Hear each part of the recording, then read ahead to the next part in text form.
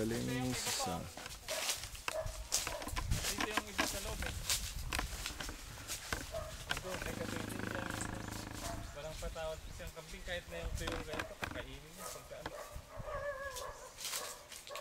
Laki nitong kabron mo. Malaki, mga 50 kilos ka may dito. Ito. Malaki ito eh. Panalo yan pa. Mamaya pagka ano, bundat na to lahat eh. Yung tiyan. Oo. Oo.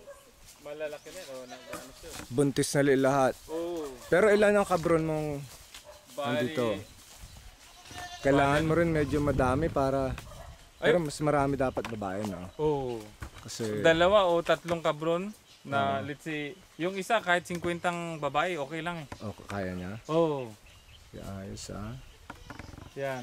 Yan yung kabron na maganda rin sabi ko ron. Ito. Oo. Ito Yung babae, kanina, no? ano, ipapulutan natin yan. Sayang. Sayang, malaki Tsaka yun. malaking kambing yun eh. Yung may sungay? Hindi yun. Yung isa hindi mo Pumili ka nakita. ng pinaka-payatot na pampulutan. Gusto ni din yung malaki. Ayun. Sabi, mahal yun eh.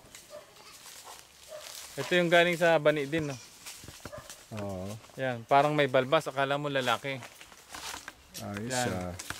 Yan, anak niya na yan, hindi yung anak nito. Ang anak nito boy, nasa kabila, ang gaganda. Makita muli.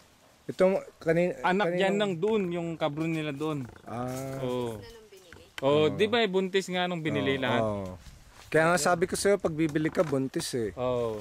Kasi yung worth na nung, magiging 3 na eh. Pero hindi natin sure kung ilan yung anak.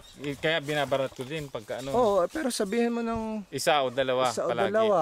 May nanganak na 3. Di ba ang normal na kambing 2,000, kunyari.